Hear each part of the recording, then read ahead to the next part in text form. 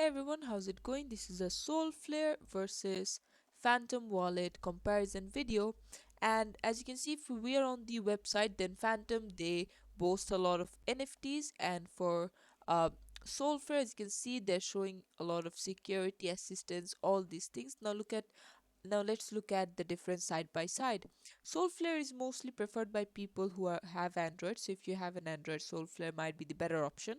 For security, Phantom recently added the ledger security, though I'm not sure how much protected it is, because it's, as I said, it's recently integrated, so it might take some time.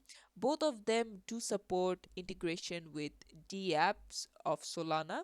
NFT support, while Phantom Wallet gives you comprehensive management and Solflare will give you simplified NFT management. So if you need comprehensive tools, maybe Phantom is the better option for you. But if you need simplified ones, then Solflare is the way to go.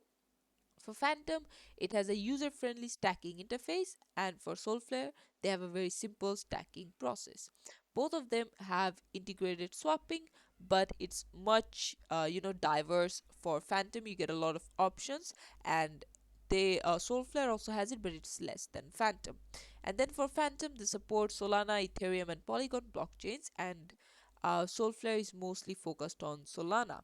So these are the basic differences. Overall, I would say that you could also read this overall that Phantom is for more established and widely adopted and preferred for beginners.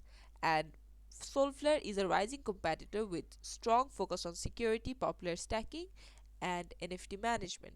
So, you know that if you have more need for DApp integration, more swapping, then Phantom is the better option. But if you are an Android user who's focused on staking and NFT management features, then Solflare might be the way to go. And this is it for the video. Thanks for watching. Please leave a like and subscribe for more tutorials like this, and I'll see you guys in the next one.